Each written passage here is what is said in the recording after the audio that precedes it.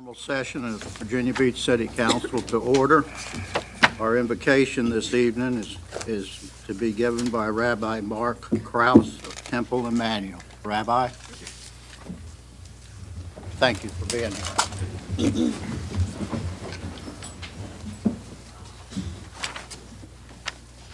Let us pray. Source of all life, thank you for your many and abundant blessings. Thank you for life itself and for the measure of health we need to fulfill our callings. Thank you for sustenance and for friendship. Thank you for the ability to be involved in work that benefits others and for the honor of bearing those responsibilities.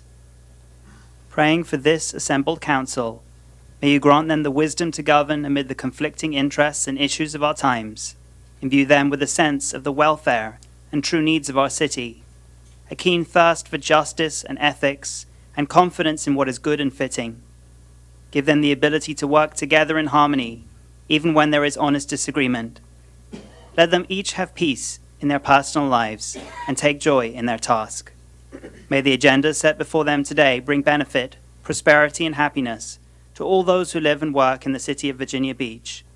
For you are the source of life, and it is by your light we see. And let us say, Amen. Amen. We ask everybody to remain standing and join in the Pledge of Allegiance. I pledge allegiance To the flag of the United States of America and to the republic for which it stands, one nation, under God, indivisible, with liberty and justice for all. Thank you very much, Rabbi. Thank you. Madam Clerk, do you have the roll call? Yes, Your Honor. All present except Mr. Moss. Thank you. For the audience information, Councilman Moss had to leave the meeting because of a family emergency. That's why he isn't here tonight.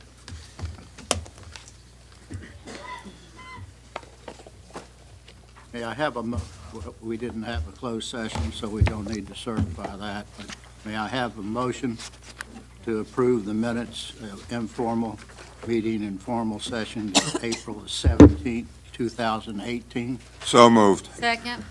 Votes open. By a vote of 9-0, you have approved the minutes as submitted. The next order of business is the nomination or the election of the mayor.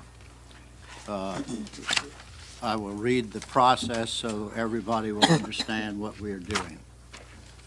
This is the process we will use for the selection of mayor. It is the same process that this council has used in the past. I will accept nominations from the members of council around the dais. No second will be required for the nomination, and the nominees will be voted on in the order of the nomination. As soon as a nominee receives a majority vote, 6 votes, the chair will declare that nominee has been elected as the mayor and shall serve until his or her successor is elected and qualified in accordance with general law. With that being said, I now open the floor for nominations. Yes, Ms. Wilson. Mr. Vice Mayor, it's with my extreme honor that I would like to nominate you. Mr. Vice Mayor Jones is our next mayor. He comes with a great deal of experience. Mr. Jones has been mayor before. He was mayor in 1982 to 1984. He has served on our city council for over 30 years, and he has been my vice mayor for 17 years. And this is a time when we really need leadership, and I think he would be a wonderful mayor. He's also served as city liaison to numerous panels, including the Bayfront Advisory Commission, the Lake Gaston Water Task Force, the Oceana Land Use Conformity Committee, the Southeastern Public Service Authority, and he's also the former chairman of the Hampton Roads Metropolitan Planning Commission, and he's the former chairman of the Hampton Roads Planning District Commission. And my personal little nicknames for him is the Silver Fox and the Maestro of the Budget. So I think he would make a wonderful mayor. So I would like to nominate and have him be our next Mayor Jones. Thank you. Are there any further nominations? If not, we will take the vote. The vote is open. By a vote of 9-0, you have elected Mr. Jones as the mayor.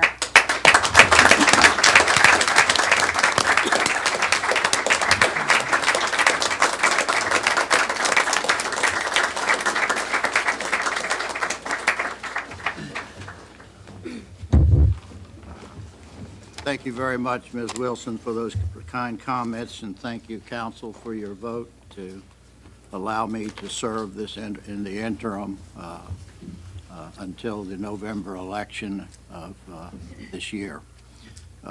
It's been an honor for me to serve on city council, and it will be an honor for me to serve in this capacity in the interim, and I look forward to working with all of you to make this a successful time in our city. Having been elected mayor and having been the prior vice mayor, it's necessary that I resign as vice mayor, according to the directions of our esteemed city attorney. That's right, Your Honor. You cannot fulfill the obligations of both seats, or both positions on the council simultaneously. He's pretty good, like- but I would like to ask our clerk of the court, Tina Sinnen, to come forth and administer the oath of mayor, if she would.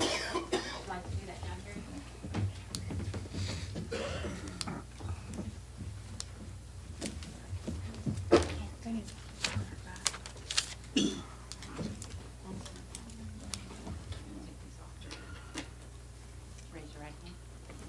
You, Mr. Jones, solemnly swear or affirm that you will support the Constitution of the United States, the Constitution of the Commonwealth of Virginia, and that you will faithfully and impartially discharge all the duties incumbent upon you as mayor of the city of Virginia Beach to fulfill the unexpired current term until a successor is elected and qualified in accordance with general law, according to the best of your abilities, so help you God. I do.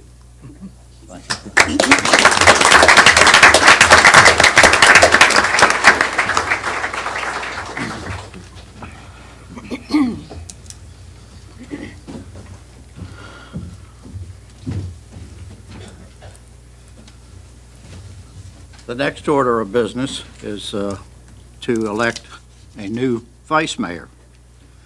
I will accept nominations from the members of council around the dais. No second again will be required for the nomination, and the nominees will be voted on in the order of nomination. As soon as a nominee receives a majority of votes, 6 votes, the chair will declare that nominee has been elected as vice mayor and shall serve until December 31st, 2018. May I have a nomination? Your Honor, I would like to nominate Councilman Jim Wood as our vice mayor. He has been serving on this council for 16 years faithfully and diligently. He is a graduate of our public school systems here through Princess Anne High School. He brings with him a unique perspective in that he was a police officer in our fine city and has been a strong advocate for the public safety sector while serving here. He is also a member of the HRT, a liaison to HRT, and is the representative to the subcommittee on recurrent flooding. So he has many areas under his domain that he is representing us very well, and I think he would be a wonderful vice mayor. So I nominate Jim Wood. Thank you, Ms. Shannon. Are there any further nominations? If not, the vote is open.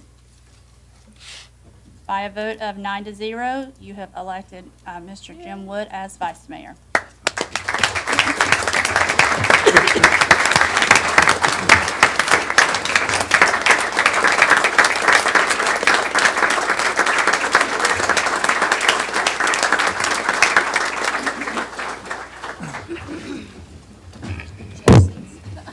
Mr. Wood, make a comment? Sure, I would, and I appreciate the council's confidence in me. I look forward to working with Mayor Jones and the rest of the council as we move forward through I guess, these transitional times, and I just appreciate that and look forward to working with everyone. And would clerk please come forward and administer the oath of office? Thank you.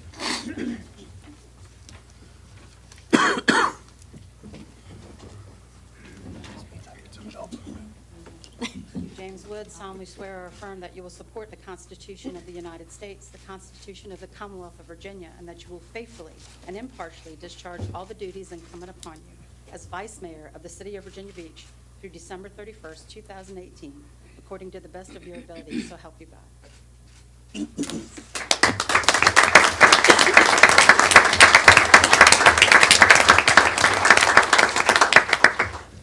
Thank you, Mrs. Senate. We appreciate your help tonight. Have you been able to change your lights? Yes, sir, I have. Thank you. Mr. Wood?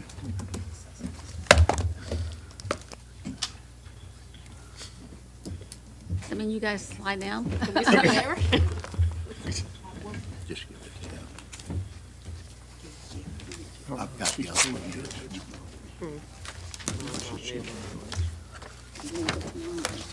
Am I supposed to sign it? Yes.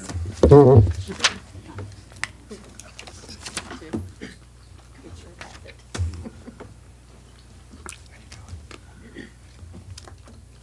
a nice chair. Thank you. Thank you. I'll do the public hearings before we do the consent agenda, because some items that are in the consent agenda are involved with some of the public hearings. The first public hearing this evening is the public hearing on the extension of cable franchise of Cox Communications LLC. Are there any speakers? We have one speaker, Your Honor. Barbara Messner. Ms. Messner?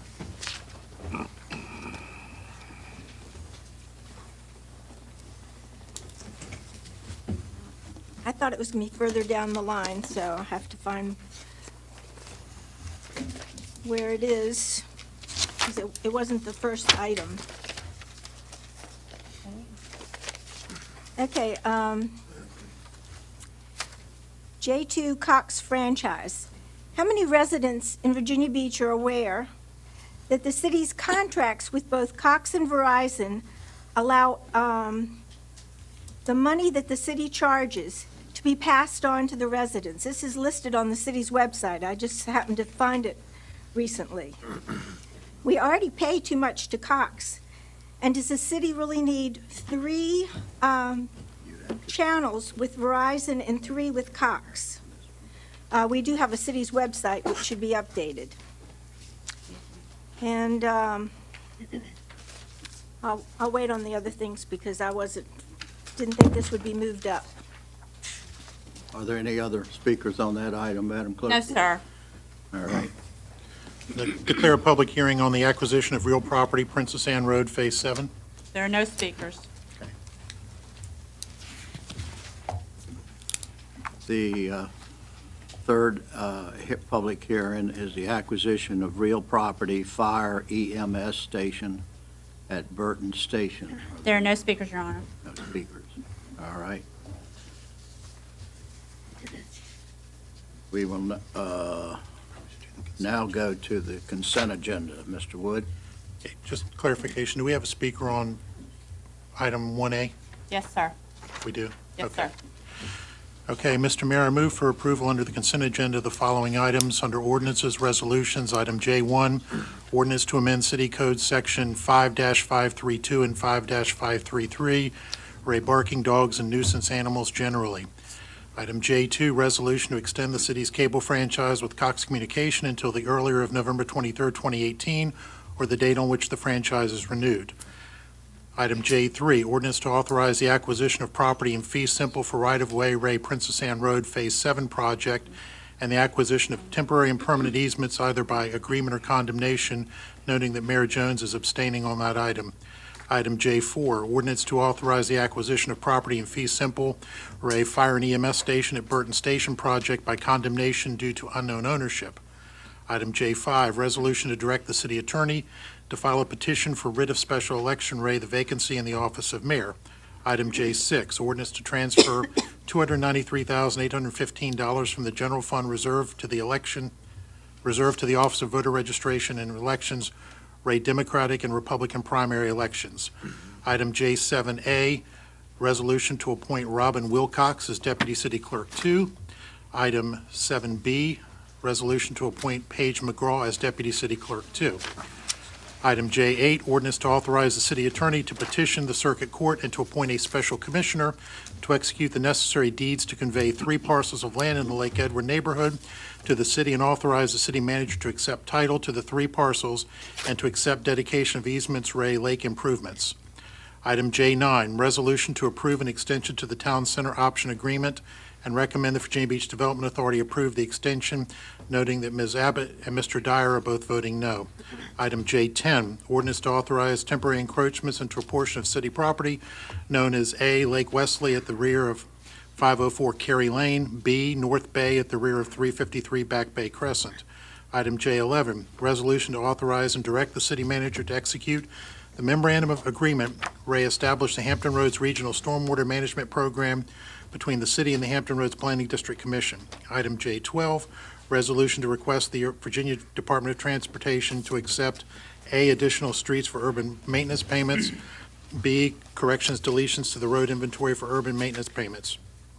Item J13, resolution to affirm commitment to fund the local share of revenue sharing projects with the Virginia Department of Transportation under the Programmatic Project Administration Agreement and authorize the city manager to enter into any necessary agreements for project development. Item J14, ordinance to accept and appropriate A, $673,655 from the Virginia Department of Transportation to the FY 2017-18 operating budget for public works regarding maintenance of roadways. I'm sorry, go ahead. Kind of threw me off my game there. Okay. Item 14B, $3,000 from the Tidewater Bicycle Association to the City Bikeways and Trails Plan. Implementation 2, reinstallation of bike racks. Item 14C, $23,480 from the Virginia Department of Criminal Justice Services to the Police Department to raise staff recruitment. Open up a meeting. Now I declare a public hearing on planning. Under Planning, item K1, Ishwar LLC for a modification of conditions, Ray Motor Vehicle Rentals at 5924 Indian River Road in District 1, Centerville. Item K2, Dragus Associates, Inc. et al. For a conditional change of zoning from R10 residential to condition A24, apartments at the southwest corner of Haygood Road and Wesleyan Drive, District 4, Bayside. Item K3, Glazer Enterprises Incorporated and Glazer LLC for a conditional use permit, Ray Bulk Storage Yard at 2584 Horse Pasture Road in the Rose Hall District. Item K5, DNS Williams Incorporated and London Bridge LLC for a conditional use permit, Ray Automotive Repair Garage at 113 Pennsylvania Avenue in the Bayside District. So moved, Mr. Mayor. Thank you. Is there a second? Second. Vote is open. By a vote of 9-0, noting the mayor's abstention and Mr. Dyer and Ms. Abbott's no vote, you have approved the consent agenda as read by the vice mayor. Thank you. I'll now declare a public hearing on the proposed real property tax rate effective tax increase. Madam Clerk? Jim Elu.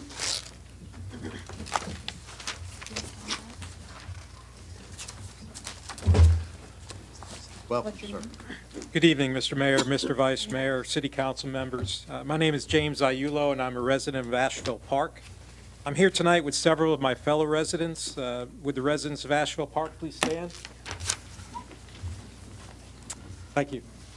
We're here this evening to ask that you fund the Asheville Park Drainage Improvements Phase 1 as outlined in the currently proposed capital improvement program. I'm an active duty Marine with over 27 years of service. Due to my service, my family and I move often. In fact, my son, AJ, who's 12, has moved 7 times in his lifetime. When we received orders in Norfolk, we immediately began to search for housing area and found that Virginia Beach offered exactly what we were looking for: safe communities, good education system, and plenty of amenities. After 27 years of base housing and rentals, we decided to buy in Virginia Beach with the hopes of putting down some roots. After looking at several communities, we settled on Asheville Park. We liked it because it's like living in a park. On any given day, you'll find a bunch of residents walking their dogs, riding bikes, kids playing in the common areas, and neighbors talking to each other in their front yards. It's truly a place where we felt comfortable, and when we purchased our home, we were aware of the stormwater issues highlighted by Hurricane Matthew. However, I also learned that the city was doing a comprehensive study to look at the problem and working courses of action to mitigate future occurrences. Just as you trusted me as a Marine to protect this country, I trust that if there was a problem, that civic leadership would protect my family and my property. I understand that solving problems can be difficult, but that's what leaders do. Leaders solve problems. I believe that the tentative agreement reached between the city and HomeFed works towards solving the problem and is in the best interest of the current and future residents of Asheville Park. Per the agreement, I also support the development of Village C during Phase 1 and believe that the current plans keep the character of the community and is supported by the residents as evidenced in the Asheville Park Stormwater Petition that is signed by over 180 residents. Lastly, I'd like to say that I've been very impressed by the level of detail and planning that's gone into this effort. The city staff has done a superb job explaining the details of the study and the proposed solutions per the CIP to the residents. I also want to thank the council for your time and effort on the matter. I know several of you have taken the time to visit the neighborhood or made yourself available to speak with residents about their concerns. Thank you for the opportunity to speak with you this evening. Later you'll hear from several of my fellow residents, some who have been directly affected by the stormwater. I trust that you will approve and fully fund the improvements outlined in Phase 1 of the CIP, which will improve the ability to capture and move stormwater out of the community and provide a sense of security and relief to the residents of Asheville Park. Thank you. Thank you, sir. Semper Fi, sir. The second speaker will be Felicia Seaborn, and then after Ms. Seaborn will be Jeanette Ray. Ladies and gentlemen, I neglected to remind everyone that the city council speaker policy that allows certain representatives of groups to speak for 10 minutes applies only to planning items and items where a public hearing is required by state law. As to all other items on the agenda, such as this, each speaker, whether speaking individually or on behalf of a group, will have 3 minutes to speak. Thank you, ma'am. Thank you, Mr. Mayor. Good evening, Mr. Mayor, Mr. Vice Mayor, City Council members. I've spoken about my situation before. I'm going to try to get through it without crying. I'm a resident of Asheville Park. My name is Felicia Seaborn. My family moved to Virginia Beach in 2003 because of the Navy. Because of the good schools and the wonderful neighborhoods, we decided to stay after my husband retired from the Navy. We found a lovely house in a beautiful neighborhood named Asheville Park, and we moved in July of 2014. This home is our forever home. In September of 2014, our streets flooded due to a heavy rain event. This, of course, was followed in 2016 with the events of Julia and shortly after Hurricane Matthew. There is no way that I can adequately convey the feeling of fear and desperation that I felt and my husband felt as we stood watching flood waters come into our garage and inch up the stairs into the first floor of our home. Knowing that our entire family and our neighbors were in danger. I was hoping and praying that the water would stop. It did stop for the event with Julia. For Hurricane Matthew, my husband had the forethought to send myself and my daughters away because he felt it would be bad. We got sandbags, my husband had a generator, and we had everything ready. We departed for another part of Virginia, and my husband stayed behind. He wanted us to avoid a potentially dangerous situation, and he did not know how bad it would get. We were communicating via text and cell phone, and at 5 a.m. on the morning that Matthew was here, my husband's last text to me was, "I have to move upstairs, water is coming to the house, I'm taking the dog and I'm going upstairs. And that was the last I heard from him. I need to ask you, I'm not here to lay blame. We need to learn from our mistakes and move on. The way to do that would to be support the capital improvement plan phase 1 agreement with Home Fed and support the term sheet and cost sharing with Home Fed. The project will not be complete until phase 2 is done. However, families in Asheville Park like my own should be able to feel safe and secure in our own homes with our children. The plight of our neighborhood can start to be resolved by voting for the capital improvement plan of phase 1 in Asheville Park. Thank you. Jeanette Ray, and after Mrs. Ray will be Jeff Borowitz.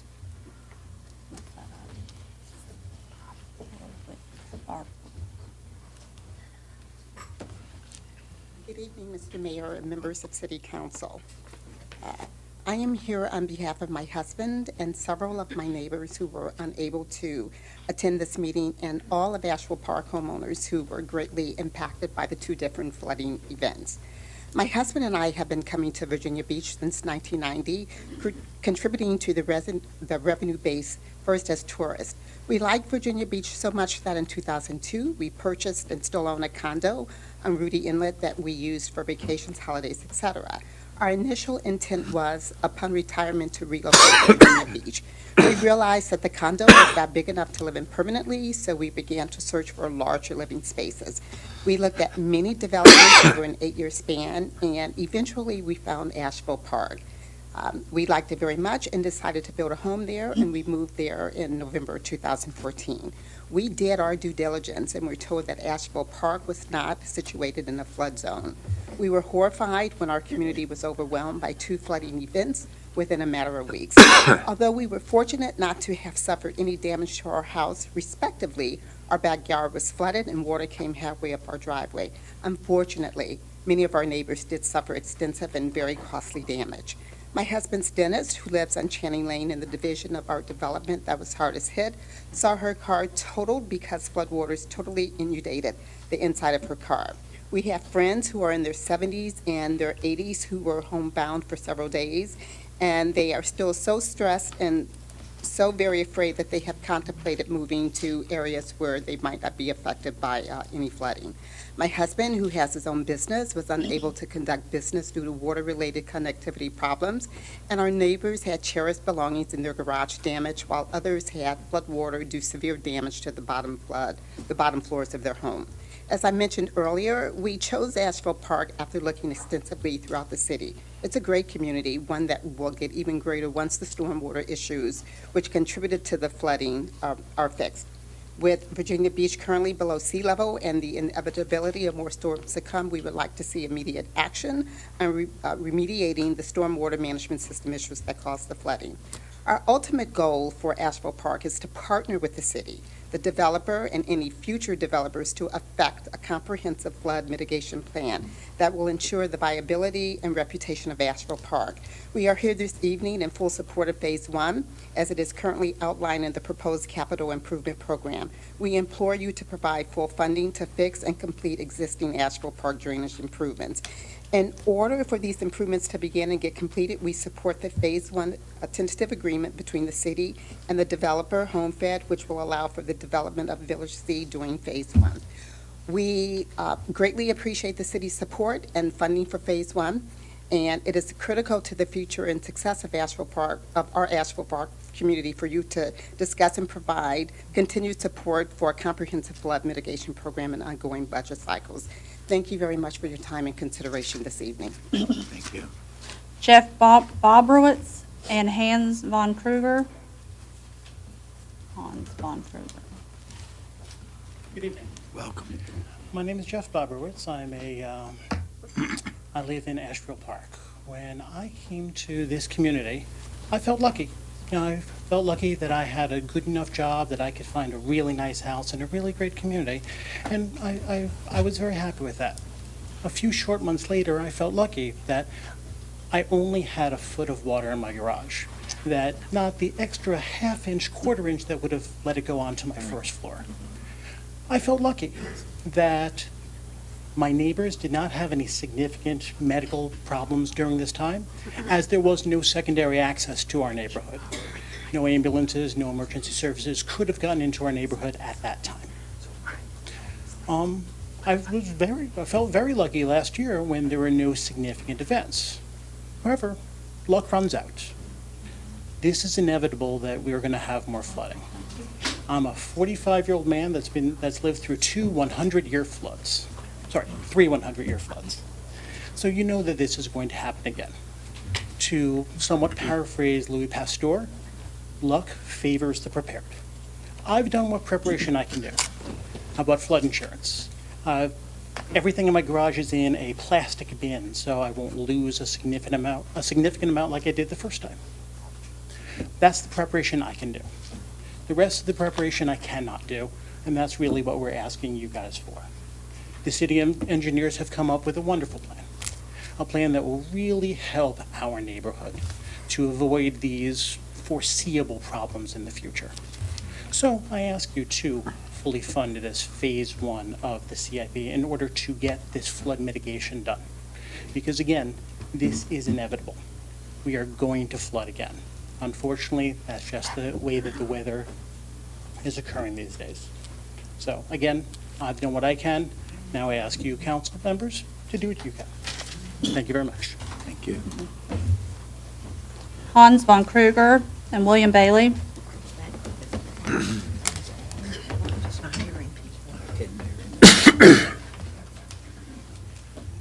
Mayor Jones, members of the council. My name's Hans von Kruger.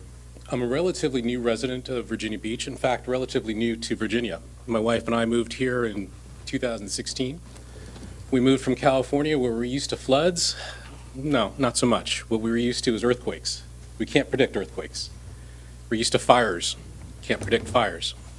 Hurricanes we can predict, so we know those are coming. When we moved here, we had 2 days to make a decision, 2 days to make a decision where we were living. We chose Virginia Beach because of everything it had to offer. Quite frankly, we chose Asheville Park because of everything it had to offer. You've heard from many of my fellow residents who stated, of course, it's a great community. We all know that. It's a fantastic community. When we first moved in, when we first went to look at the houses there, we were greeted by neighbors who we didn't even know, who welcomed us immediately into the community. So knowing that my wife and my daughter, who at the time was 2, would have a great community to live in, we chose Asheville Park like that, no questions asked. We chose Virginia Beach because of the phenomenal school district. We chose this area because of Pungo. We chose this area because of Sandbridge. Very different from Los Angeles, but that's what we were looking for. You know, obviously a few months after we moved in, unfortunately, we had the incidents. You've heard all about that. I'm not gonna bore you with that. We've all lived through that.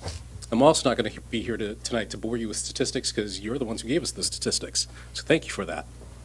What I am here to tell you about is what happened during that time. Our 2-year-old had 103-degree fever. 103-degree fever. In fact, Jeff Borowitz, who you just met, is my daughter's pediatrician. We met him in the community we live in.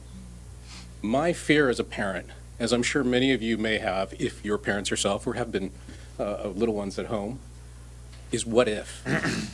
What if that 103-degree temperature would have gone to 105 or 106, 107? And we all know that happens sometimes. Luckily enough, that didn't happen. But as a parent, I did what any parent would do. I waded out in knee-deep water. In fact, there were portions where I almost fell into the ponds that we have, trying to find a way out just in case. But when I got to Princess Anne, to my shock, Princess Anne wasn't flooded. In fact, it was clear. My concern, obviously, was what if? So I stand before you today to say, what if there would have been a medical emergency? What if we would have had an elderly individual or anyone else in the community who would have had or suffered some sort of stroke, some sort of heart attack, a child, what have you? And their first responders could not get in. So I want you guys to think about that for a moment. And when I ask you and the rest of my fellow residents ask you, please move forward with the funding for phase 1. It's not necessarily because we can't replace our hardwood floors or because we can't replace the doors of the cars. We can replace all that. I can't replace my daughter. You can't replace my daughter. But you can help us fix something that's fixable. So phase 1 we're asking for, obviously, and we ask you that you move forward with that. We also, of course, ask that you move forward with phase 2 since phase 1 is just a Band-Aid. My time is up, but thanks for your time this evening. William Bailey. And after Mr. Bailey will be Joe Pelosi. Good evening, Mayor, Vice Mayor, members of council. I'm William Bailey, President of Virginia Beach Professional Firefighters. I'm here this evening to talk to you about AEMT funding for the firefighters who have AEMT skills. I think we should reward those folks for their advanced level of training and recurring efforts. Second thing I want to talk to you about is compression adjustments. Horizontal and vertical compression have been a long existing problem within the organization. I'm asking you this evening to provide additional funding. I don't think that we need a study. I think we know the answers. It's just a matter of applying funds to it and finding a way to address it. I would like everybody in the audience who supports police, fire, and EMS to please stand. Just to show you there is support in the community. And the last thing, thank you very much. If you would sit back down now. Forgot about that. Nobody It's a no-brainer. And the last thing is I would like you to vote for the CIP budget. The bottom line is, we have the flooding issues, we have all the issues going on in the city, we have to continue to grow the city. If you don't vote for the budget, then you're cutting the citizens short. So I ask you to support that. Look out for my guys, police, fire, and EMS, even include the sheriff's department. But last but not least, let's remember all the employees. We're all a team. But I'm here for the firefighters tonight, and so I would thank you very much for your time, and if I can help in any way, let me know. Thank you very much. Joe Pelosi, and then Michele Riley.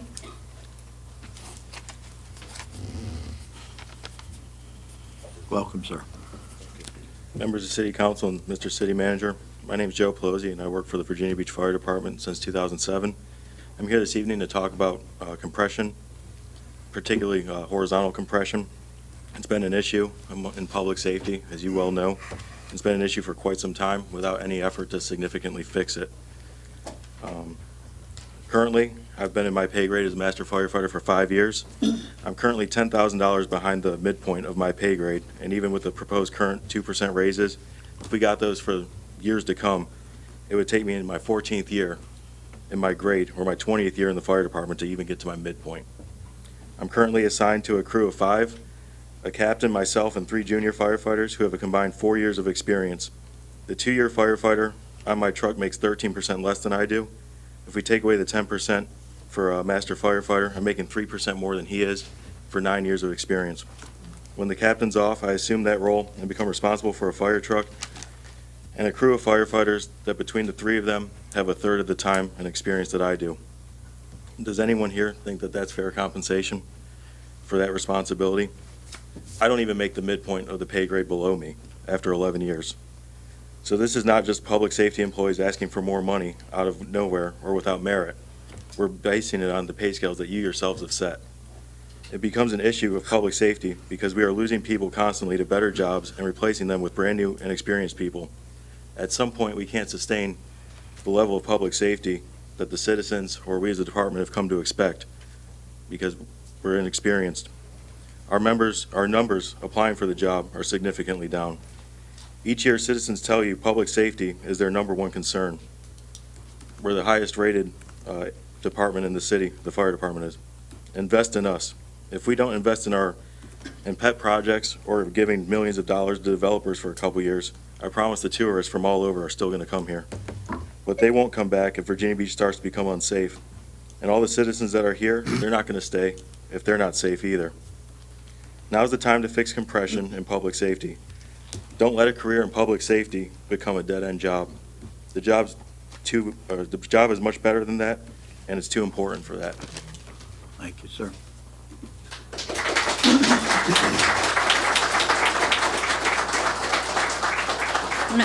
Michele Riley. Michele Riley. And after Mrs. Riley is Reed Greenman.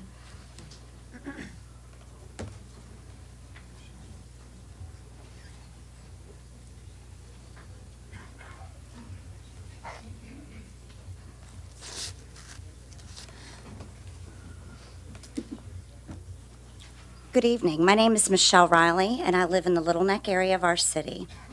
I'm here tonight to ask you to consider implementing the alternative budget proposed by council members Moss, Abbott, and Dyer. As a homeowner in Virginia Beach, my budget is already stretched thin, a situation I'm sure many other residents in our city can relate to. And I don't know about you, but when my budget becomes tight, I find ways to cut my expenditures instead of increasing them. Shiny new things like a mega pier, a field house, and a wave pool might attract more tourism to our city during the summer months, but how will they be sustained in the off-season when locals have no discretionary income because you keep raising our taxes? If last weekend's College Week event is any indication of the crowds you hope to attract here, I hope there are measures in place to increase security in our city. I hope you will consider the financial burden that will be placed on beach families by your proposed tax increases, and that you will consider instead adopting the alternative budget. Many of you are up for re-election this November, and right now it would appear that many of you have adopted a let-them-eat-cake mentality towards Virginia Beach taxpayers. And soon we won't be able to afford that, much less afford Ferris wheel rides, tickets to sporting events, or to continue to own homes in this city. We are taxed enough already. Please consider the alternative budget plan. Thank you. Reed Grayman. And after Mr. Grayman is Rohan Rafi. Good evening, Acting Mayor Jones, members of City Council, City Manager Hanson. This evening, I am not speaking for myself. I am representing the Virginia Beach Tea Party. Our board is currently in Norfolk working polls for their election tonight, and I was chosen to come here and speak to you. We read the entire budget. We read the entire CIP. We have a budget committee that studies everything and makes recommendations. We literally spend hundreds of hours, yet we have 3 minutes to talk to you. I'm pretty sure you understand that our issues are about priorities, and what we really want you to do as a council is to focus on what many people here have said tonight, public safety. Deal with the pay compression issue. Our police and firemen deserve that. That is your function. Deal with the flooding the people from Asheville Park told you. I was quite moved by the remarks of this one woman who said fear and anxiety are what we felt watching floodwaters fill our homes. Hearing her husband say, I have to go upstairs, water is coming into the house.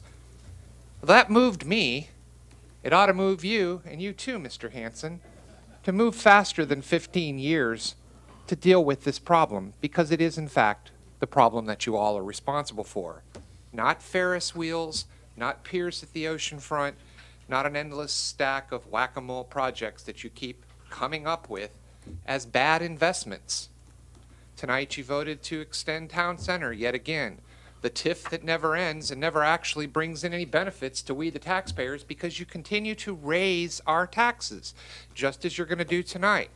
Speaking of which, you do have an alternative. Councilmen Abbott, Dyer, and Moss work together to give you an alternative that avoids fees and taxes, although it does, in fact, take into account the increase in property taxes due to the increased value of assessments. The Tea Party supports the Moss, Abbott, and Dyer budget initiative. You heard in the last budget hearing several speakers come up to you and talk about the outrageous cost of our public schools. We really can do a better job than building Taj Mahals when our basic function be provide good education. This body approved all-day kindergarten. It approved taxes increases for light rail that never was built. Yet you continue to collect that money and spend it on other items. I see by the light I don't have much time. So looking over the issues that I was provided tonight, I just wanted to say to Mr. Hanson, our board would like to thank you for including your bold action to end the ridiculous ARP program and use that money to be better spent to deal with flooding. So we applaud you for that, and that is a step in the right direction towards priorities. So we appreciate that, Mr. Hanson. I know it's late in the process. Please do the right thing. Thank you.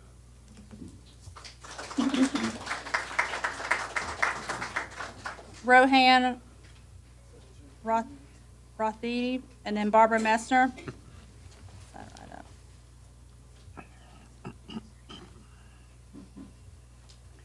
Welcome. Honorable Acting Mayor and members of the City Council, thank you for the opportunity for me to speak to you today. I come here on behalf of the Kempsville Library Tag Teen Advisory Group program, and I can come to ask you to consider a significant increase in the Virginia Beach Public Library's budget allocation. First, some facts. A report by the Gates Foundation states that despite increased demand for library computers and library technologies, libraries typically have not seen a corresponding increase in budgets across the nation. Sadly, this report holds true for our own city. The city has proposed $18 million in funding for libraries in 2019. This provides everything that libraries do and need and is the bulk of where public libraries get their revenue. But back 10 years ago, our public libraries got $16.5 million from the city in the 2008 operating budget.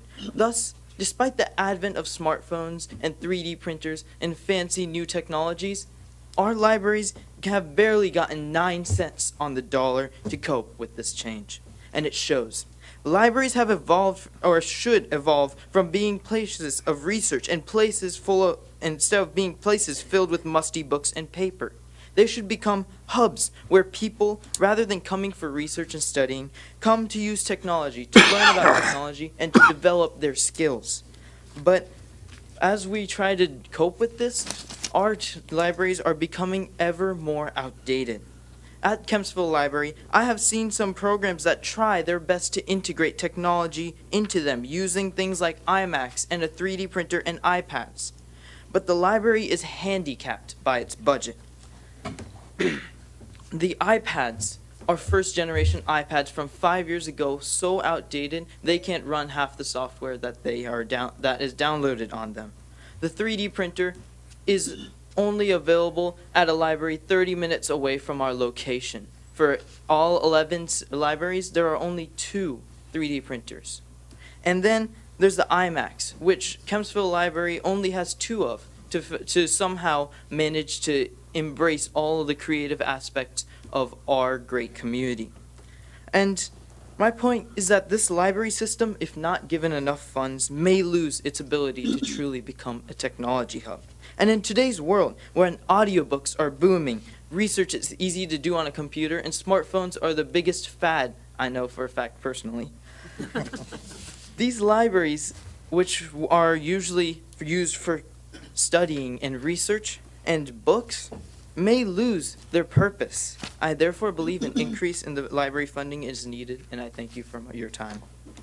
Thank you. Barbara Messner, and after Mrs. Messner is Todd Solomon. Good evening. I am not in support of an alternative budget because this is the 6th one since Mr. Moss has been elected in 2011. He's not here tonight. I didn't hear why. And I haven't seen it because Mr. Moss blocks his page, so does Ms. Abbott, so I get secondhand information. I am 100% for the police, fire, rescue, and I have been since the 90s. But that money should not come from tax increases. It should come from getting rid of the Virginia Beach Economic Development Authority, which no one has proposed. It doesn't make money, it's just constant debt. The deputy city manager didn't answer my question, but I would assume that it's a supermajority 9-2 vote on everything on the budget. Mr. Urin's part of Hotel Motel. He's director of Burlage Management. He shouldn't be voting on the entertainment district, the new district. Mr. Davenport was a broker at Town Realty. Ms. Wilson, your family business, Goodman Dixon Hughes, did audits for oil companies, electric, transportation, the beer industry. Over 250,000. Jim Wood, geez. Your contributors include Armada Hoffler, Ron Ripley, your son, I don't care whether he lives with you or not, we've been hiring Wilcox Savage, an outside law firm, for all these projects. The Public-Private Education Act includes, this is what they use for field houses, rec centers, everything. Actually, any building, principal use by any public entity, any improvement, public safety, security, any public entity, utility, telecommunications, infrastructure, recreational facility. Their money goes to all these private things, expansions, equipment. It goes on and on. A lot of it's on No Arena Now. Thank you, and I hope we have better luck in the November election. Todd Solomon. After Mr. Solomon, it'll be Mike Marcelio.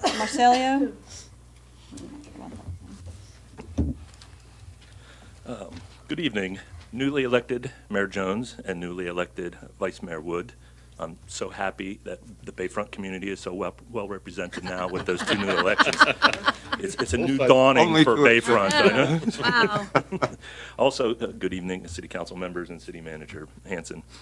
I'm on here, my name's Todd Solomon. I'm representing the Shore Drive Community Coalition tonight. I'm here on behalf of the coalition. We wanted to thank you in person for including two important Shore Drive projects in this year's budget. The first one is the Shore Drive Phase 4 safety improvements and stormwater improvements in Ocean Park in the section west of the Lesnar Bridge.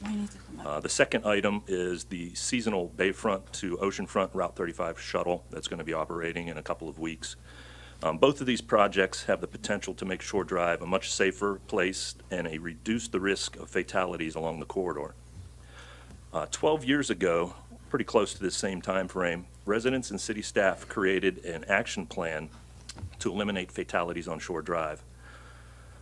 It's been a slow process in those 12 years, but your continued support and your focus has helped reduce those average deaths from 3 deaths per year back 12 years ago to now roughly 1 death every 3 years. However, 1 death is still too much. We're trying to get that down, obviously, to 0 deaths along Shore Drive and make it one of the safest places here in Virginia Beach. But the steps you've taken this year in this year's budget will get us and keep us moving in that correct direction. Thank you. Mike Mitchell.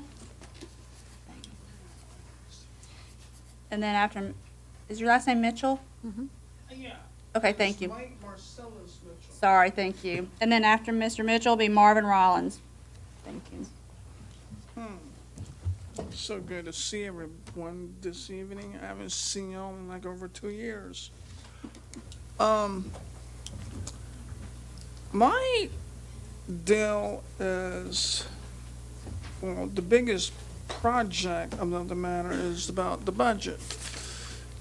And there's a few police officers that is in this room, and I wanted to speak on their behalf.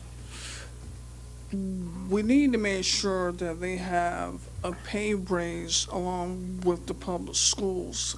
And one of the things that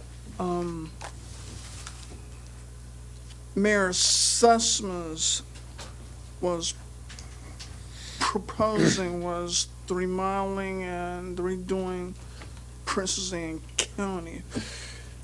My thing is, I want to make sure that you people who are very much important, especially City Council Shannon King, along with Moss, please make sure you take in consideration of the taxpayers' money.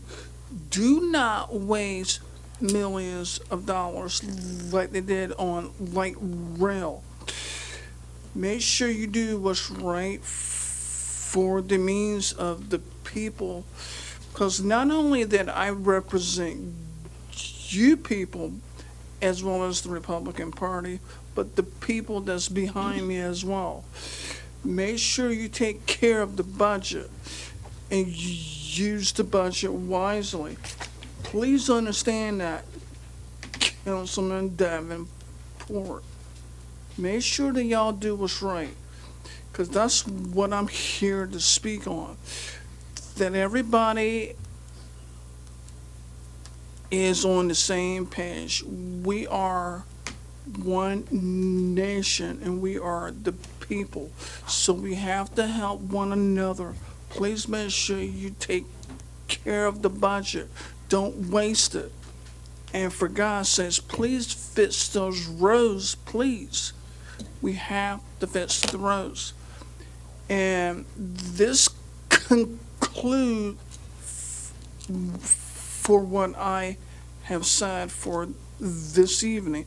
Make sure you do what's right, because I don't want to have to speak to y'all, especially that I will get chewed out by the voters.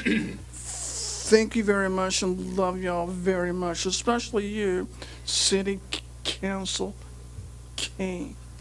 And y'all take care. Did a good job. Good job. You did a good job. Marvin Rawlins, and after Mr. Rawlins will be Mrs. Marsh. Oh, good. Mr. Mayor, Mr. Vice Mayor, Council, my name is Marvin Rawlins. I live at Back Bay on Mill Landing Road. Lived there my entire life. And I came to speak tonight about the stormwater. I hope that you all will reconsider about raising the fees on the stormwater fee. It is a fee that is not being used properly. And I don't mind paying for something if I'm getting something for it. And I don't know a whole lot about the north end of the beach, but I do know a little bit about Back Bay, Creeds, Blackwater areas, and some of Pungo. When we have a ditch, or when the crew comes out to clean the ditch, they'll clean up to the woods, do an excellent job, but when they get to the woods, they quit. And I ask, why are we not cleaning it on out to the river or Back Bay or wherever it goes? Well, Army Corps won't let us. Well, that is a easy way out and a false statement. And this is something that needs to be corrected. And what we end up with is an area that holds water between point A and halfway to point B. And we need to get the department heads out of their office and let them come out and look and see what's going on. It wouldn't hurt a thing in the world to have somebody to maybe not have so many meetings in the office and come out and see what's reality. I have a business that I look after every day of my life, and I think that department heads need to look after what they're in charge of as well to get the jobs done. And then when you can fix a problem, and that's what the money was made to do, is to fix a problem, not just make it look pretty where you can see somebody working in the road. Once you get away from the road, then department heads have a way of, or not the department heads, but the crew leaders have a way of things kind of fading away. And that is definitely wrong. There are a lot of problems in this city that can be fixed. Some can be helped, and some will be just like they are forever. And I think you all know that. But anyway, I appreciate y'all's time. Thank you. Thank you, Mr. Ross. Mrs. Marsh, and then after Mrs. Marsh will be Marlena Castelluzzo. Good evening, Mayor Jones and Vice Mayor and council members. My name is Mrs. Marsh, and I'm here to speak to you again. I spoke to you last year when you wanted to raise property taxes for the full-day kindergarten. And at that time, I asked you not to raise the property taxes $6.75 million. There were a number of people who spoke against increasing property taxes last year, but there was a rush, and we went ahead and we raised property taxes. And all of us good citizens, we have been paying higher property taxes.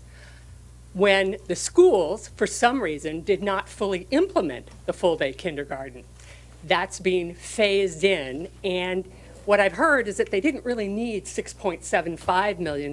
They only needed $2 million. But we gave them $6.75 million. And then a few months after that, they did something called budget reversion. That's their fancy term where they look at everything and figure out what they did the year before. And they found $20 million, Mr. Hansen, so they had a lot of extra money.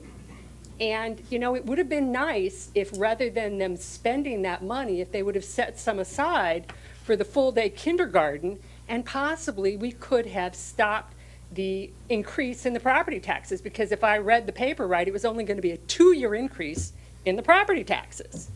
But no, here we are again tonight, and we're talking about raising the property taxes. And, you know, it seems like the taxes never go down, but the taxes are going up much faster than people's incomes in this community.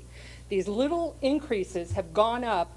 I think the Tea Party put on their website that the incremental increases for the last several years now add up to over $1,000.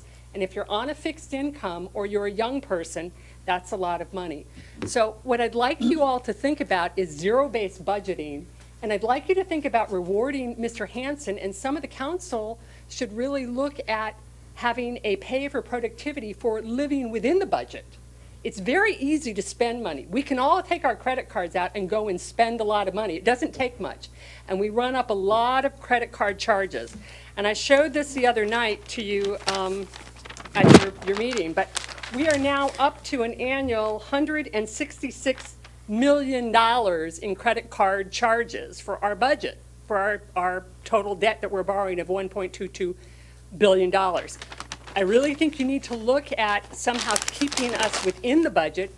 I'm in favor of the Moss Abbott Dyer alternative because it doesn't raise the taxes as much. We're all trying to live on, you know, what we make, and we can't go out and just tell our people who you know, give us money for our work, we need to have you raise our incomes because the city is raising our taxes. So really, look at this and do what the citizens want. They want stormwater, they want pay compression fixed. I know, but they don't want a Ferris wheel. Nobody said they wanted a Ferris wheel. Marlena Castelluzzo, and then Mike Maskell.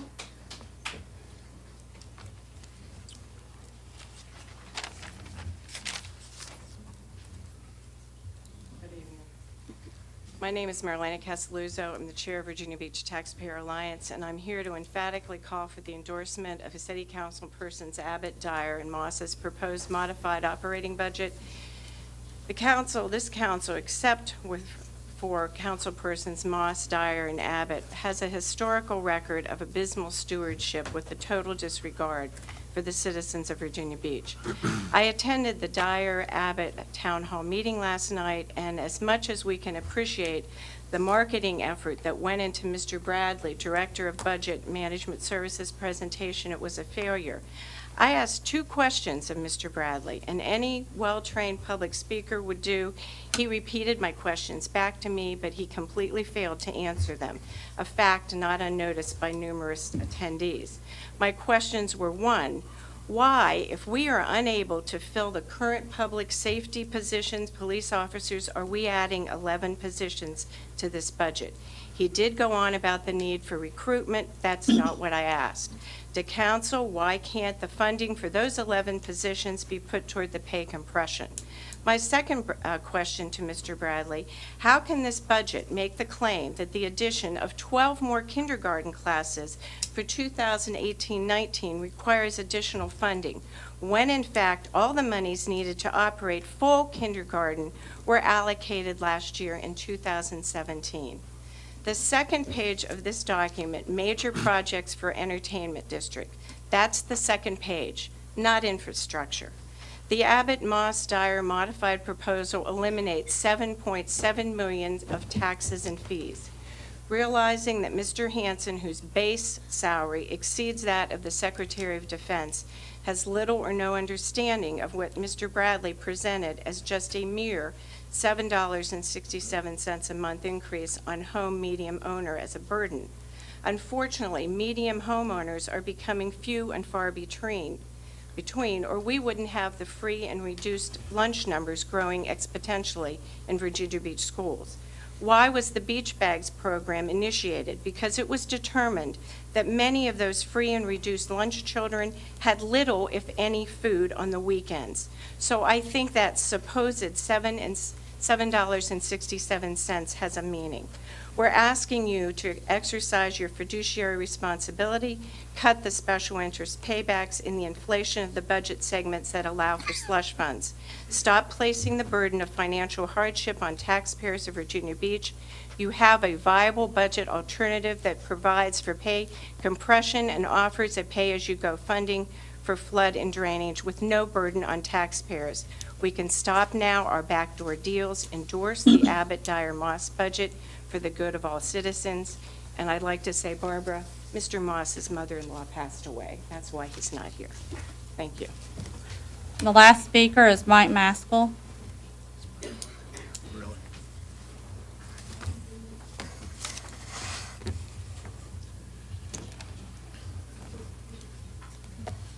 Thank you. Welcome, sir. Mr. Mayor, Mr. Vice Mayor, members of City Council. My name is Mike Maskell, and I'm running for City Council for the Lynn Haven seat. I want to talk a little bit about Virginia Beach's priorities and what I've learned as a candidate for how the people in the city want them set.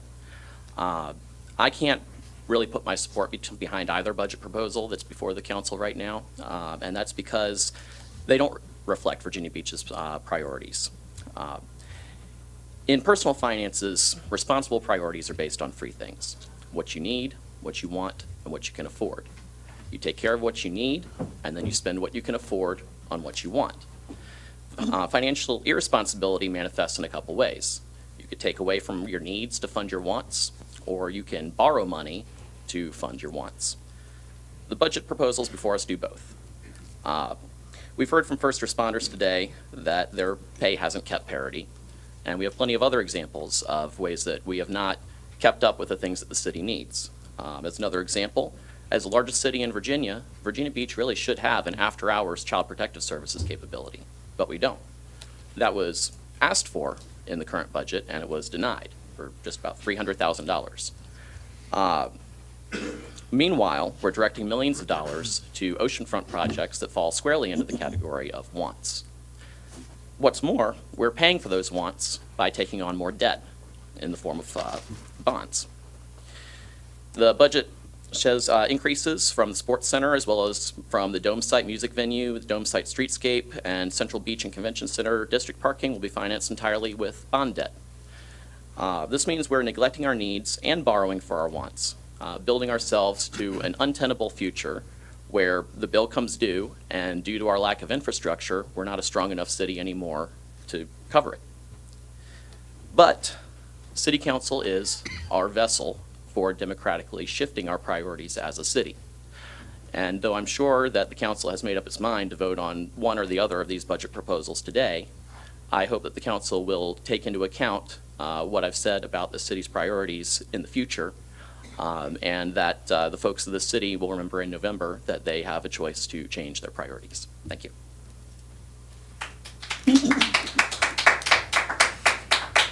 That's all the speakers.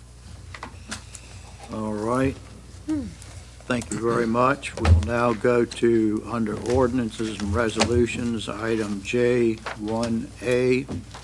This is the 5-531 Ray leash law. Are there any speakers? Yes, Barbara Messner.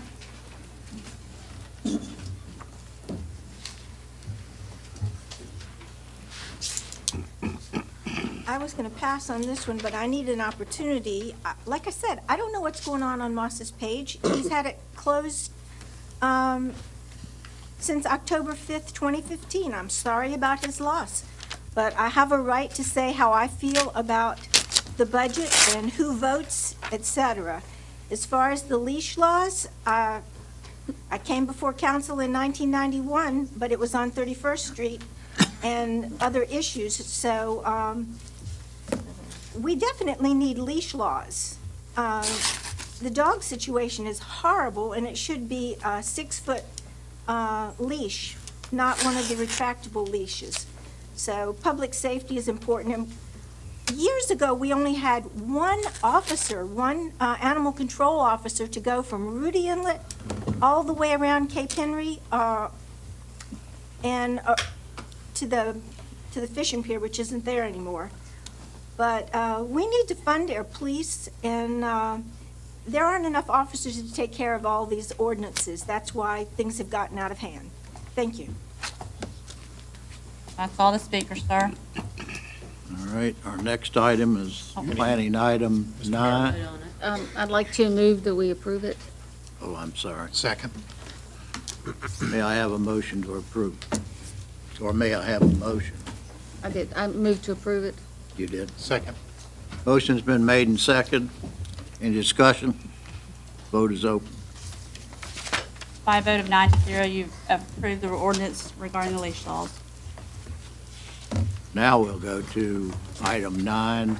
Oh, no, actually, it's item 5, under planning, which is the application of Burger Busters, Inc. and Balboa LLC for a special exception for alternative compliance to the Oceanfront Resort District Form-Based Code, Ray Drive-Through Restaurant at the northwest corner, Pacific Avenue and 29th Street, Beach District. Madam Clerk? Eddie Burdon. John, did you want Ashby to brief you all first? Well, I'd ask that we do that, Mr. Vice Mayor, just in terms of what, because it wasn't included in our package, the All right, revised fine. conditions. Fine. Ashby, I was just looking for the revised, the changes between what came from the planning, after the planning commission meeting. Yes. Do you want me to go through each one? Well, just the highlights of it. Okay, highlights. So since the Planning Commission hearing, we revised several of the conditions due to the discussion that took place at the Planning Commission, and then discussions with the applicant afterwards. So the strike-through, I think you got a handout of the strike-through version of the conditions. That shows the change between what the Planning Commission, the set of conditions the Planning Commission had voted on, and what is being presented to you today. The condition number 1 change, basically they swapped out the site plan to a single curb cut instead of having 2 curb cuts. Condition number 2 was no longer necessary because that was covered in condition number 1 regarding the landscaping. They add in condition number 3, which is now the new 2, they added an exhibit for a screen wall. The new condition number 3 reduced parking from 16 to 14 spaces due to the reconfiguration of the curb cuts. Again, 5 was no longer necessary because that was previously covered for the screening wall. The new condition number 5 changed the parking setback from 10 feet to 5 feet. That was a result of the new site plan with the single curb cut. However, there may be some wiggle room to get more of that parking setback back up to 10 feet. And I was talking with the applicant's representative earlier, and condition number 6 kind of covers being able to work with that during site plan review to get the maximum amount of interior or perimeter landscaping that we might need. And the last, condition number 11, we changed the time period from 15 years to 25 years to coordinate with the lease of the property. And the applicant offered the very last condition, number 12, sale and service of alcohol to be prohibited on this property, just as a reassurance of a concern brought up at the Planning Commission hearing. Mr. Burdon? Who proposed this that we just got? Did this come from you, Mr. Burdon? Yes, Okay. yes, it did. It's about making sure the employee parking. Okay. I apologize, I didn't provide a copy to. Might want to include that in your remarks. Mayor Jones, Vice Mayor Wood, Congratulations. Honorable members of council, for the record, Eddie Burdon, Virginia Beach attorney, representing the applicant.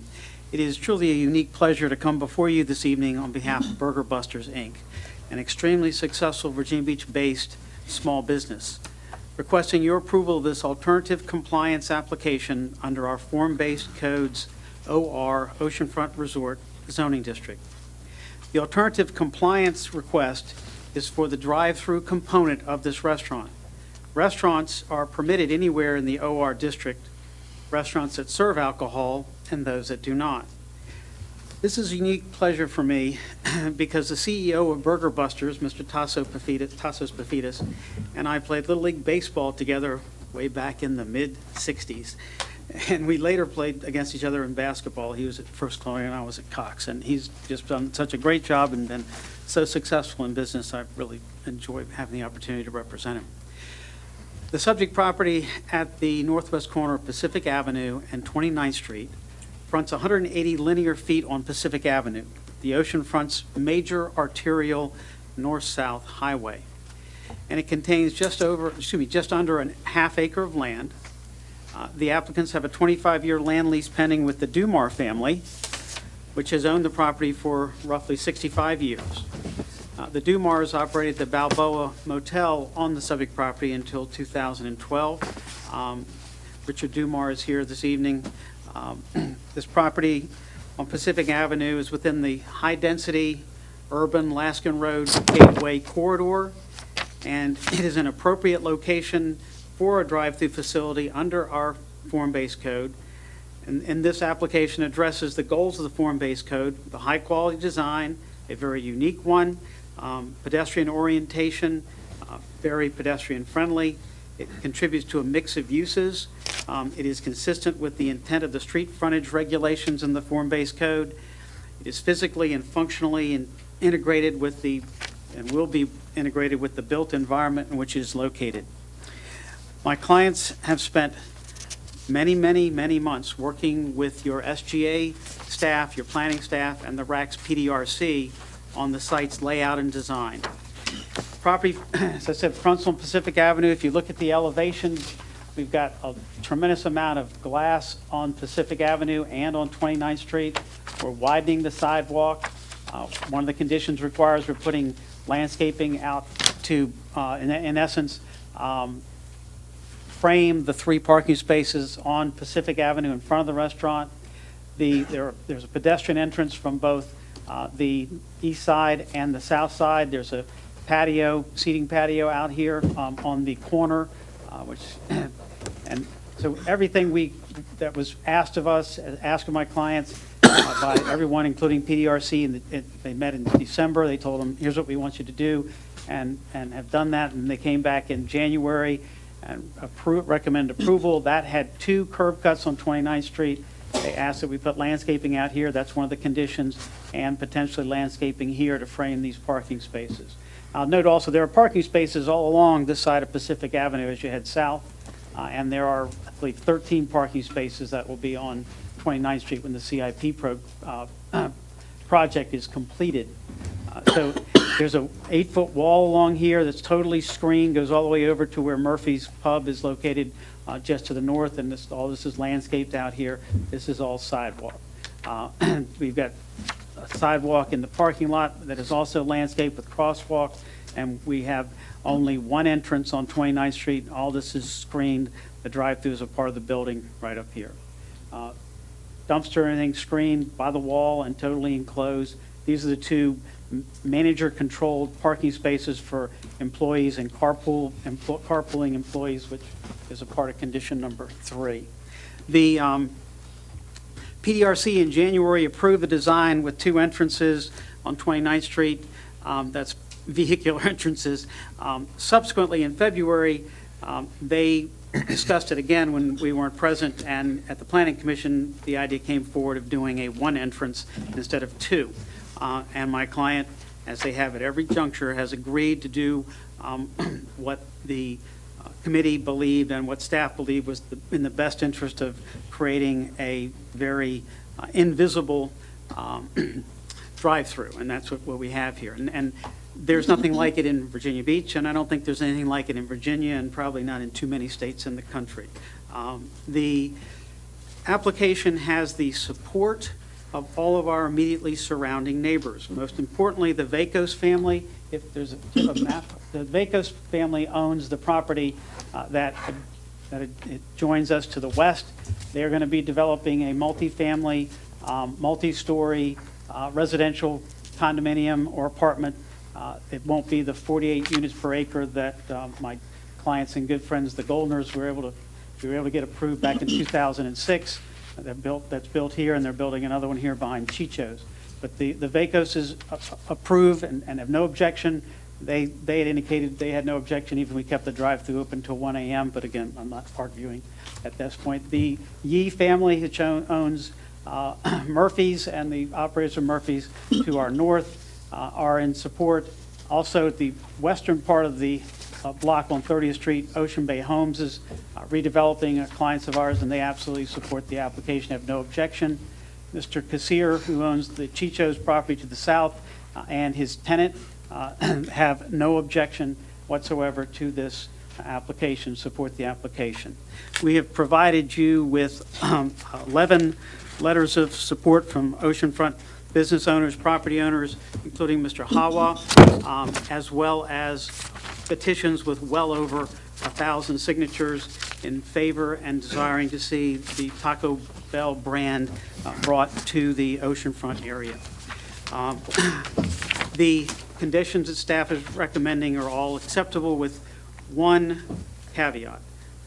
Restaurants are allowed at the oceanfront to be open 24/7, and while we're in agreement that the drive-through close at midnight, we would like to be able to maintain the restaurant being open, not year-round every night, but especially during the season, to 1 a.m., not to 2 a.m., but to 1 a.m., if that would be something that you all would hopefully entertain.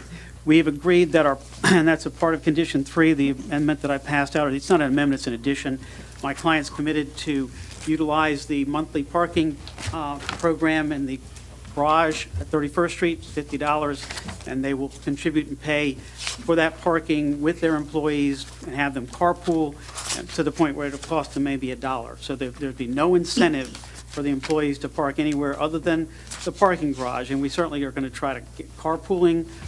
We hope there'll be employees that'll be within walking and biking distance as well. And as a last resort, we have 2 other restaurants that we'll use as satellite parking and have the managers bring them in for their shifts and out if it's like the 4th of July or some busy weekend.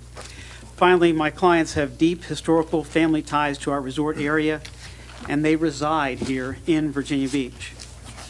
And they've asked me to assure everyone that they will develop and maintain this property and the extensive landscaping in a first-class condition. They will be mindful of and they will look out for the concerns of both the residents and the businesses on what is already a very high-density urban block within the rapidly redeveloping Laskin Road Gateway Corridor. We hope that this council will follow your staff's recommendation and approve this request, subject to the recommended conditions, which we all agree to, so that we can add the Taco Bell brand to our resort district. Be happy to answer any questions any of you may have. Mr. Wood has a question. And I don't know if you can answer this or if it would be the staff, but so I see letters of opposition, and then I flip through here and I see the same groups are in support. And then I see letters of opposition from like a building tenant, but then the building owner supports. So I'm trying to figure out if staff can shed the light on that, which is the most current. I can shed light on both of those. The owners of Chicho's, when we found out that they had been, and that letter, if you look at their letter, they didn't sign that letter, and that's what they told us. It's not a letter that they wrote, and it's a verbatim copy of one of the other letters of opposition. And they said that they were basically, they were talked to at length and said, just push the button and the computer will generate it and it'll send it in. And so they said, look, we didn't even know what we were signing. We had people waiting. We wanted to get on with business. So they have made it very clear, and it says right in their letter that other letter is totally rescinded and revoked. They have no objection. Obviously, Chicho's has been there for decades. They're open all hours, and it's a nice place, I guess, but, they serve alcohol. We don't serve alcohol. The other, Mr. Hawa, who owns the property that Maze is on, and Maze is a great place, let me tell you. I hadn't been there very long, but so is Mojitos and Subway. So we frequent all those businesses. We usually ride our bikes, especially in the summertime, to Mojitos especially. But that piece of property is half the size of this piece of property, and a lot of it's older development, doesn't have any landscaping, but it has a lot of charm. I've had the pleasure of representing them years ago, and they have numerous variances for their parking. They have 13 parking spaces, and the square footage of restaurant space there now, with Maze being there, actually, I think requires somewhere around 52 or 53 spaces.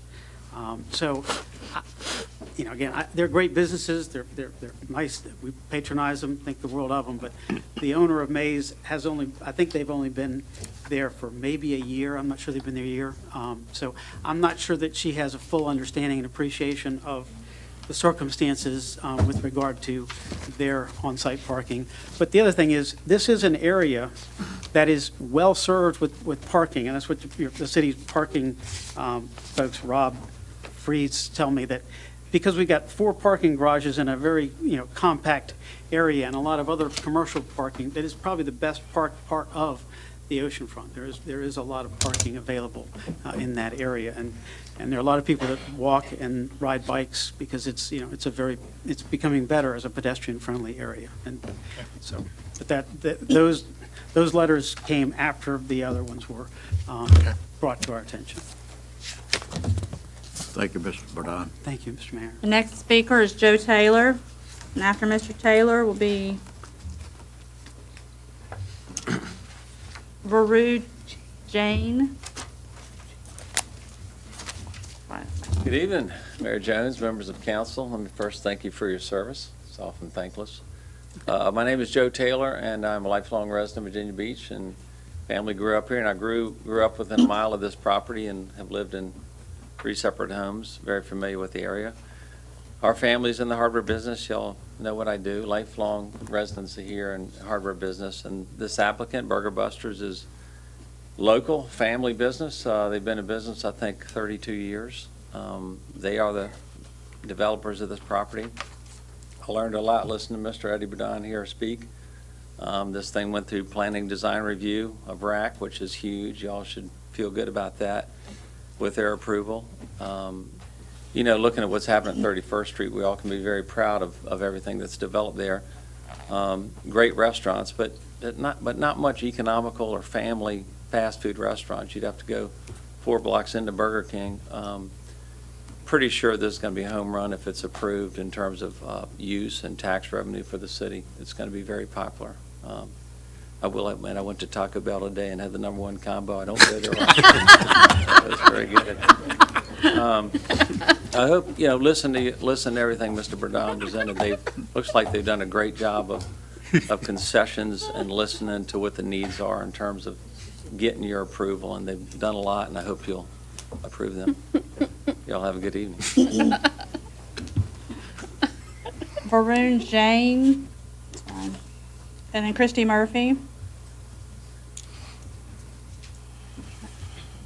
that right?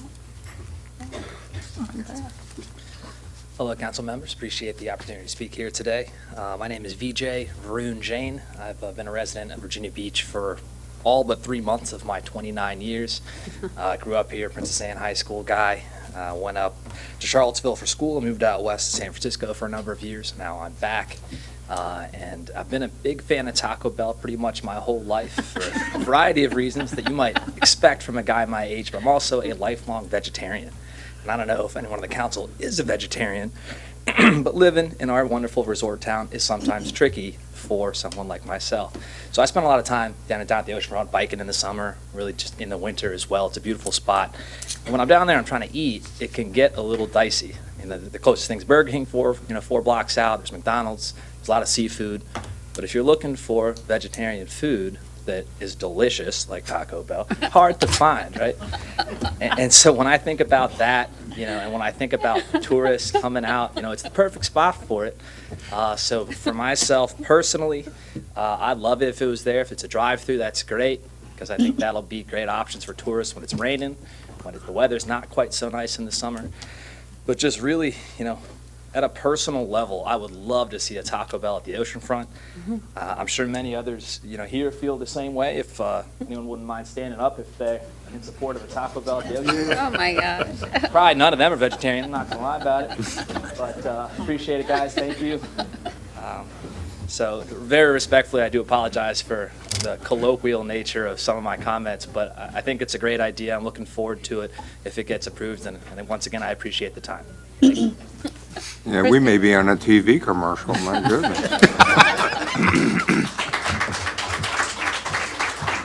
Christy Murphy. And after Ms. Murphy is Bernice Pope. Good evening, Mr. Mayor, Mr. Vice Mayor, and congratulations on the vote this evening. My name is Christy Murphy. I'm actually a licensed and practicing attorney in the Commonwealth of Virginia, have been for quite some time. I am not here in my professional capacity.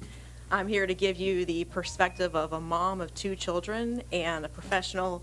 I've had ties to the Virginia Beach community for quite some time. I did my clerkship in the Virginia Beach Circuit Court. I lived here for years. All my friends are down here. We travel here often, spend a lot of time here. I can tell you from a professional perspective, what I would ask you guys to consider is that Burger Busters is a good corporate citizen. And we spent a lot of time this evening hearing from a lot of citizens of this great city of Virginia Beach, talking to you guys about finances and what they need and what they don't need and how to spend the money. Well, what better resolution than to find a good corporate citizen to put a new, beautiful, aesthetically pleasing restaurant right on Pacific Avenue for more tax revenue, right? Seems a win-win. But from a personal perspective, so I have 2 children, an 8-year-old and a 1-year-old. Kids love Taco Bell. There's nothing about it. And I did go on Sunday, and I had a number 6. I'm not sure if I'm keeping track of that, without cheese, by the way. But my 8-year-old would tell you, if he was here speaking to you, that the French fries, which I hear are coming back, and the freezes, the slushy drinks, that's his vote of confidence. But as you've already heard, coming to the oceanfront with 2 children, it can be complete chaos. You have to pack up a lot of things, you have to be responsible for a lot of things, you have to manage a lot of stuff. So one thing you look for when you do that is convenience. And I do think that what this provides is a level of convenience, especially with the drive-through component, that not a lot of places down at the oceanfront currently have. You pack everything up, you've had your great day, you're ready to head out, the kids are in the car, they're exhausted and hungry. What better way than to whip through the drive-thru at Taco Bell, get the French fries and the slush, and then take the kids back home? So I'd ask you guys to consider, both from a professional revenue standpoint and from a professional mom, telling you guys why the convenience is there and why it's a good plan and a good idea to allow this to move forward and for Virginia Beach Oceanfront to get the Taco Bell. Thank you. Bernice Pope. And after Ms. Pope is Brad Capps. Hi, good evening, Mayor Lewis Jones, Vice Mayor Jim Wood. Thank you so much all for allowing me to speak tonight. I just want to make a point that I am not opposed to a Taco Bell. I am very concerned about a drive-through. So I'm really excited about a Taco Bell, thinking about opening up down at the oceanfront. But the drive-through has me very concerned. For 9 years, I am a member of the PDRC as well, and we have been opposed to any drive-throughs down at the resort. The city has opposed drive-throughs down at the resort. We did a lot of discussion when the Burger King was trying to relocate or hit their building and create a new building. And because they had a drive-through, they had they were grandfathered with a drive-through. So since that, to my knowledge, there hasn't been any approved drive-throughs at the oceanfront. I was very surprised, because I missed the December meeting, that there actually was a proposal for a drive-through, and it was on the one that's being presented tonight. So taking a look at that, I also did speak with a lot of the neighbors. I know we have letters that are in opposition from the Resort Civic League, the Old Beach condominium, the neighbors that live right down the street on the corner of Arctic Avenue and 30th Street. Also, Lance Goldner, who is building 71 new apartment buildings right across the street, didn't have any idea there was going to be a drive-through restaurant located right across the street from his brand-new complex. He has an existing apartment complex that's there now that will be on that is currently on 29th Street. If you all took a drive down there, you see that happening right now. And we're very concerned. I own property at Old Beach that a drive-through is inappropriate for that spot.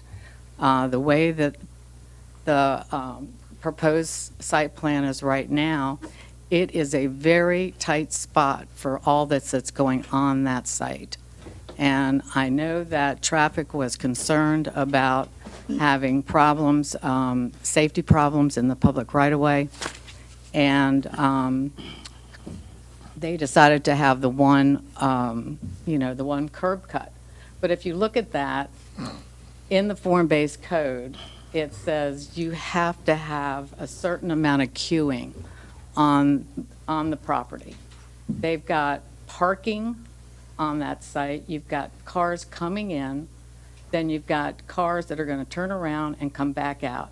You're right there on the corner of Pacific Avenue. And they're going to be, there's going to be safety problems with pedestrians, but you've got residents right there that are going to be living there, that are going to be walking down 29th Street.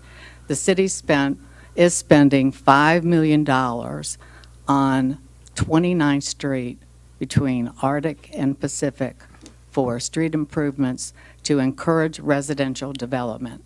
And now we've got a proposal for a drive-through right in the middle of a residential street.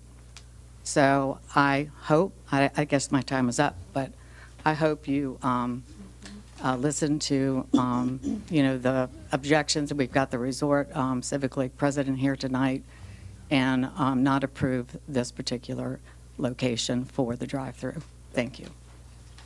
Brad Capps. And after Mr. Capps is Barbara Messner.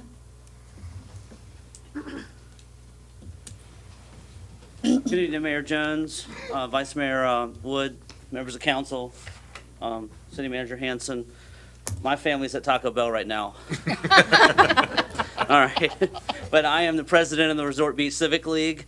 Our boundaries are from Pacific Avenue to Parks Avenue, from Norfolk Avenue to Laskin Road. The Resort Beach Civic League does oppose the introduction of drive-throughs within our boundaries. In our opinion, it does not meet the guidelines of form-based code and interjects a use that is highly incompatible with the new residential development that has occurred on that street.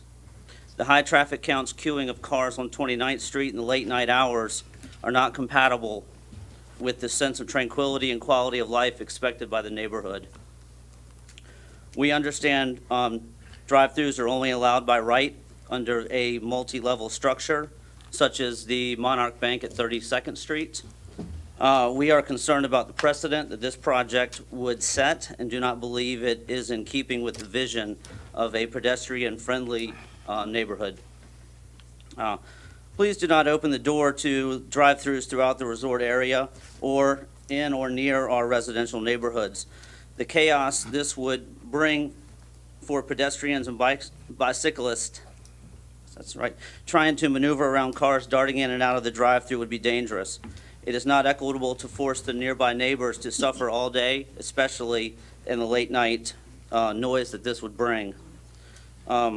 We don't feel this application is in keeping with the Resort Area Strategic Action Plan or Oceanfront Form-Based Code. So we thank you if you'd oppose. Barbara Messner. If somebody needs their paper. I've lived at the oceanfront. I've been in Virginia Beach 40-plus years, and the traffic on Pacific Avenue, it's a little better now, but it is horrific. I believe Taco Bell is a national chain, so I'm curious if the Virginia Beach Economic Development Authority, which gives grants and tax breaks to all of these businesses, it's like one or two every day. That's part of your debt, the state and the city. We did have a Pizza Hut on Pacific, but because of crime and traffic, that closed down several years ago. Mr. Taylor, who spoke, his family's been on the city council-appointed RAC since the 90s. I don't know if they still are. The traffic there is terrible. I've been at a traffic light right next to the hardware store. I believe it's Atlantic, Pacific, Arctic, and 30th. And I've had huge trucks. Traffic there in, people drive crazy. He went through a red light on the right and through the intersection without even looking. Southside Daily has a list of all the crashes at the oceanfront. It's also a flood-prone area.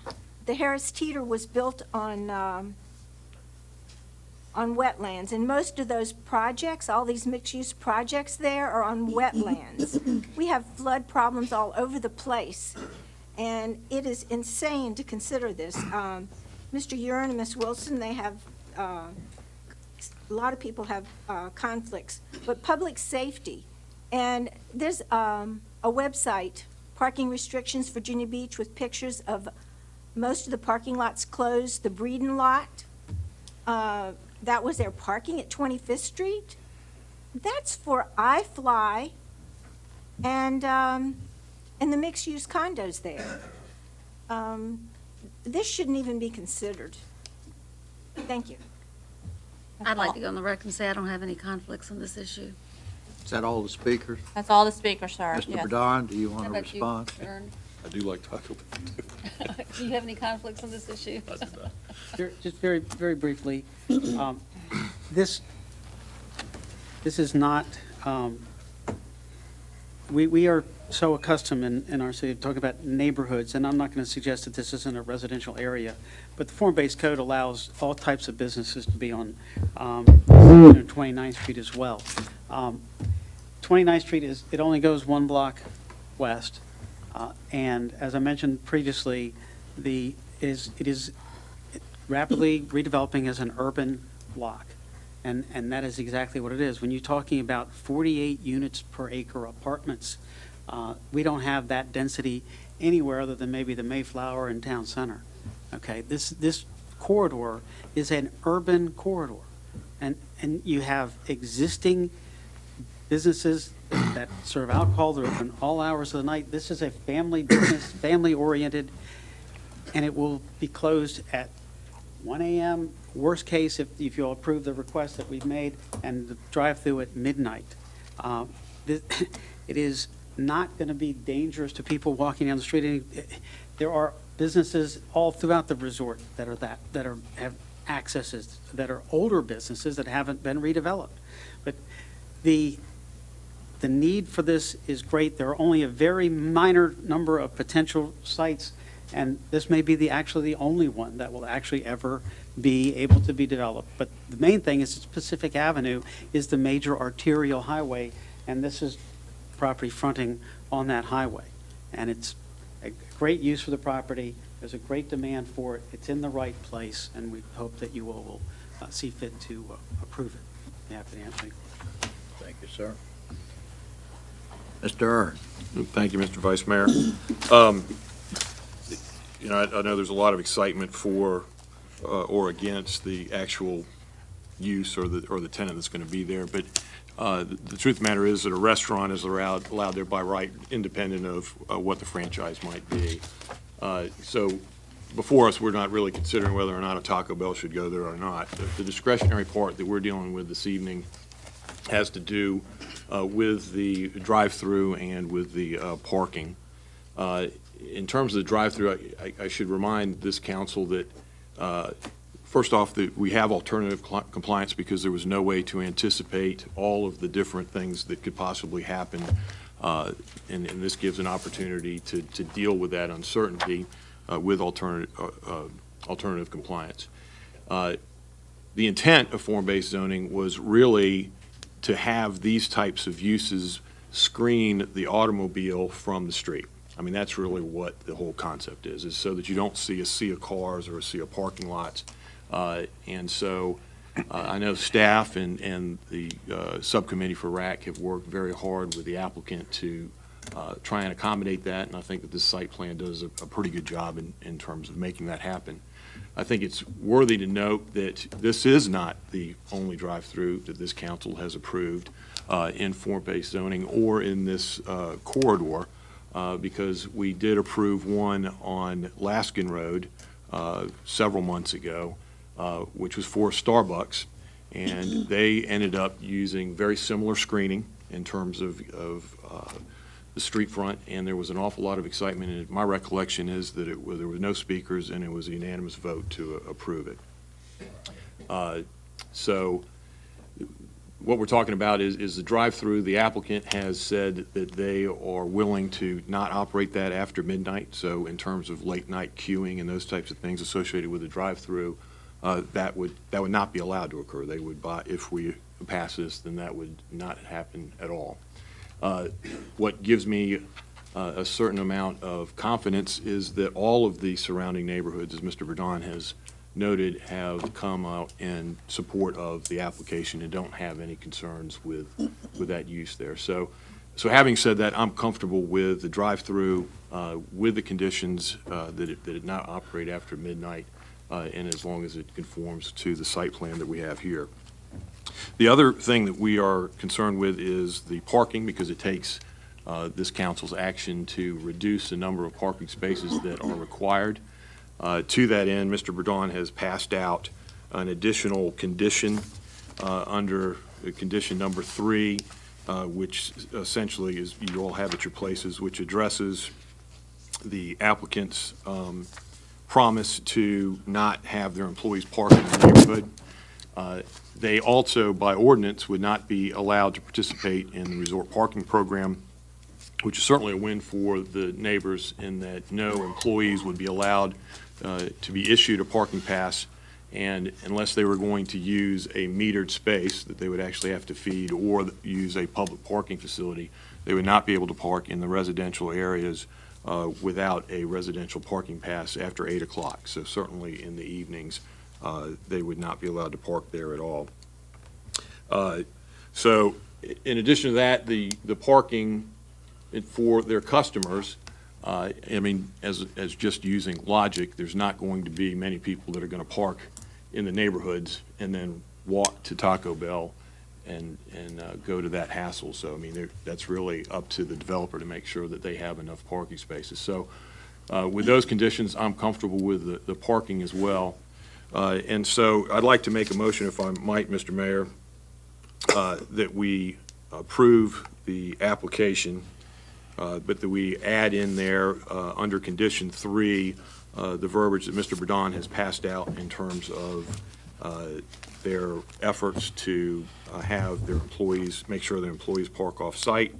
And I would also like to support the applicant's desire to to still close the drive-through at midnight, but to allow the restaurant itself to stay open at 1 o'clock. With the note also that all the surrounding businesses actually stay up later than that. So, I mean, this is not adding additional traffic or noise or anything to that neighborhood. So with those addendums there, Mr. Mayor, I would like to move that we support the application. Second. Motion's been made and seconded. Is there any discussion?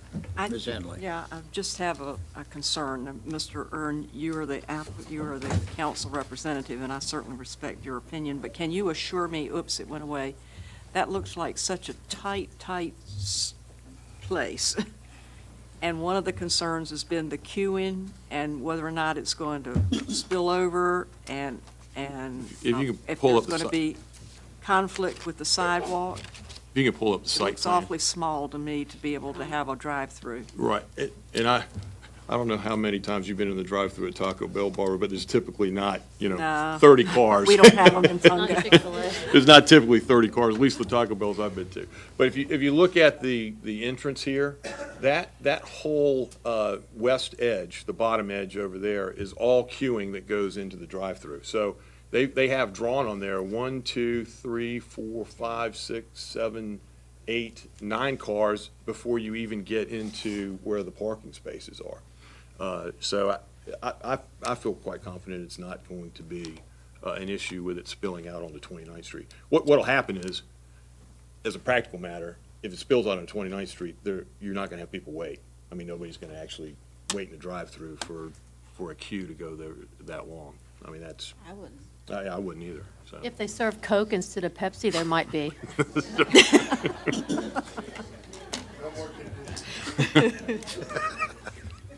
that a condition?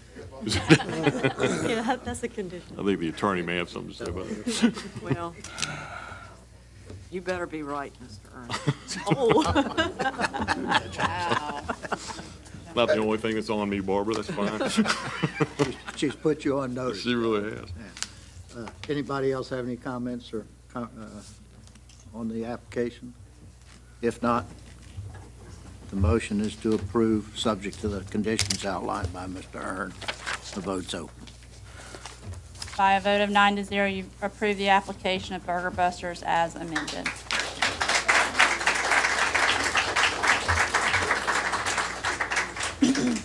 All right, is there any unfinished business that we have before the council? Any new business anybody wants to bring up? If not, formal session.